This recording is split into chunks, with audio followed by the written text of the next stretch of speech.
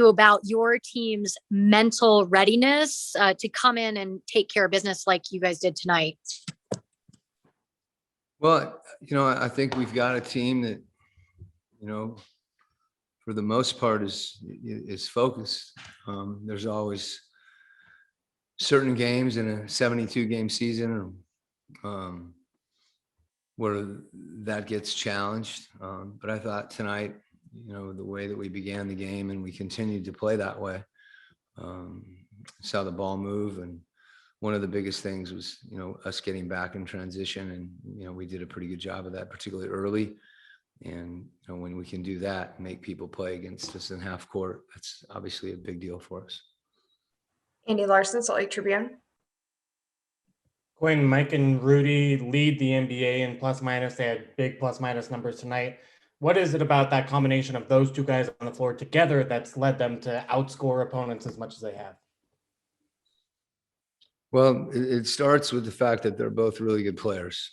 And I think, one of the things going back to last year that, I've mentioned a number of times is it takes time for guys to find synergy playing. And we mentioned that with, Mike when he was playing in Memphis, playing with Mark, who's a great player, but a different player than Rudy. And those guys finding that continuity together. And I think the more they've played together, they get to know each other. And, you enjoy playing with someone like that they're making plays for each other. Tony Jones, The Athletic. Coach, what do you want to see from Bojan? Just overall about his process going into last few games of the regular season and the playoffs. I want to see him do just what he did tonight. I want to see him be aggressive with his shot. He's 6'8", and even if it's contested, there's times when he can get that shot off, and there's other times when he'll shot fake and make a read. I think as he attacks the basket, he's capable of making plays. And the more he continues to get in there and make reads about whether he's going to finish or whether he's going to kick it out, I think he'll find himself getting to the foul line. But really the biggest thing that I think he's focused on, we can get obsessed about offense, and that's what we talk about the most. And, Royce had 14 rebounds tonight. I saw Bojan mixing it up on the boards, and that's going to be one of the biggest things for our team going into the playoffs. He's going to take shots. He's going to make shots. Some nights he's going to make more than others, but the things that he needs to do to help our team win are the things that he did tonight, where he was aggressive on the defensive glass and getting hits and keeping his man or other people off the defensive boards. And when we can do that and we can get out and transition and run, good things happen for all of us offensively. Dana Green, ABC4. Quinn, when games that kind of get out of hand like this, do you have a target score, target time of the game, where time to take the regulars out and give the younger guys a run, or is it just kind of a feel game to game? Well, it's interesting because, you have all, there's math that tells you about win probabilities. But what those things don't take into account is particular lineups, who you're playing, who's in the game for the other team. You can win a game, you can be, up 20 and win a game by 4 points. You still win the game. But at the same time, the game feels different. So we want to give our young guys a chance to play. I think it's important for them.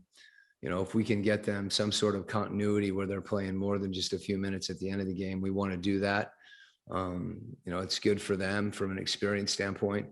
And you also want guys to play with other players that are in rotation. So, kind of clearing the bench, so to speak, oftentimes isn't the best way to get those guys experience, because when you do need them, by and large, they're going to be in with other rotational players. So having the opportunity to, have those guys get those types of minutes, I think is as much as important as the minutes themselves, although That's important. And you're always conscious of the obvious, which is rest and health. But oftentimes those are things that, from a probability standpoint, you don't have control over. And it's always unfortunate when certain things happen at various points in the game, and you're aware of that. But as you said, by and large, it's feel, but it's feel that's dictated by, a collection of factors. Eric Walden, Salt Lake Tribune. Quinn, Joe always tells us he doesn't care whether he comes off the bench or whether he starts, but in these games where he has filled in for Don or Mike or whoever, is there anything functionally different about his game, or is his increased production just purely the result of him getting some extra minutes? Dating back to last year, I think Joe is consistent in what he said about that. I think the way that it was talked about was very different because of the way that he started the year. If he's shooting 49% from the 3-point line, that's a good thing. And I think part of that is, Joe's fresh right now, and some of it's dictated with matchups. I think when he does come in the game, sometimes if your minutes are less limited, or more limited, I should say, you have less of a tendency to pace yourself. But I don't think right now, Joe, coming off the bench or starting is really dictating how he's playing. He's playing a certain way. And regardless of, whether he's starting or finishing, or playing in the middle of the game, but a lot of those things have to do with combinations. And I just want him to play a certain way, and that's the way that he's been playing. Oftentimes when Joe's the most effective is when he's really focused on his defense.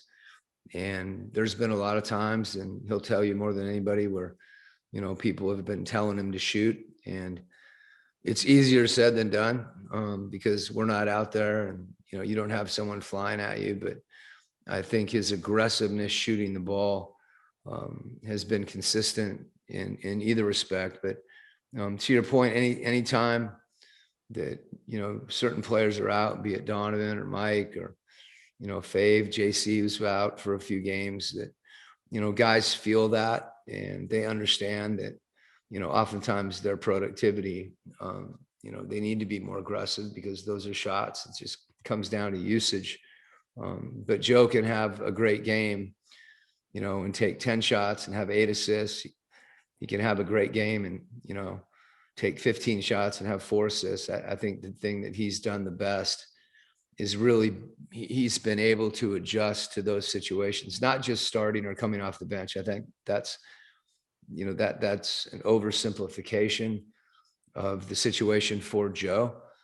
I'm not saying that isn't real, because I definitely think it is. But part of his maturity as a player has been his ability to do both those things and play the same way, just to have it dictated by the game. Last question, Sarah Todd, Deseret News. Quinn, you mentioned Bojan keeping his guys off the glass, and we see Jordan do that a lot too, boxing out really hard, even though he might not be getting the board. How important is it for, both of those guys, even though they might not reap the rewards of it, but to be able to get out and run? It's huge. I don't think we can underestimate it, particularly when Rudy's contesting shots. Usually there's somebody under the glass that's bigger than us, and our ability to recognize those situations very quickly, and not get pushed under the boards. For us, sometimes that takes 2 guys. Someone's got to, block them out from the front, and someone's got to wedge them from the back. And, that's just a mindset that we need. And, particularly some of the rebounds that maybe aren't as obvious, that get tipped, and someone else comes up with it, that type of kind of gang rebounding mentality is crucial to, our success as a team. Thank you, Coach. Safe travels back to Salt Lake. Thanks. Thank you.